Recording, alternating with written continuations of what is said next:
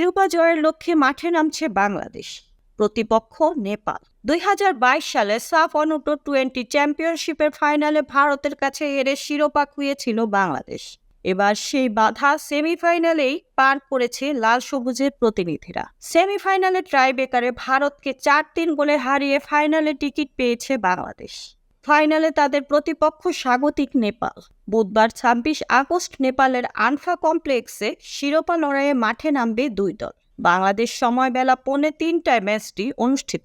প্রতিপক্ষ নিয়ে কিছুটা চিন্তিত বাংলাদেশ দল, কারণ একই গ্রুপে থাকায় গ্রুপ পর্বেও দেখা হয়েছিল এই দুই দলের, যেখানে নেপালের কাছে ২-১ গোলে হারতে হয়েছিল বাংলাদেশকে। তবে ওই ম্যাচের ভুল শুধরে সেমিফাইনালে ভারতের বিপক্ষে জিতে ঘুরে দাঁড়িয়েছে বাংলাদেশের যুবক। ফাইনালেও শীর্ষদের সেই ধারাবাহিকতা দেখতে চান বাংলাদেশের কোচ মারুফুল হক। তিনি বলেন, আমাদের লক্ষ্য ছিল ফাইনাল খেলবো, চ্যাম্পিয়ন হব।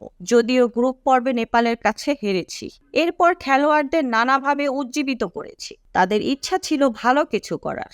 ভারতের বিপক্ষে জিতে এখন স্বপ্নের শেষ ধাপে আমরা। নেপালকে হারাতে পারলেই শিরোপা নিয়ে দেশে ফিরতে পারব। মুক্তা পারভেজ, ডেস্ক রিপোর্ট, বিই নিউজ, ঢাকা।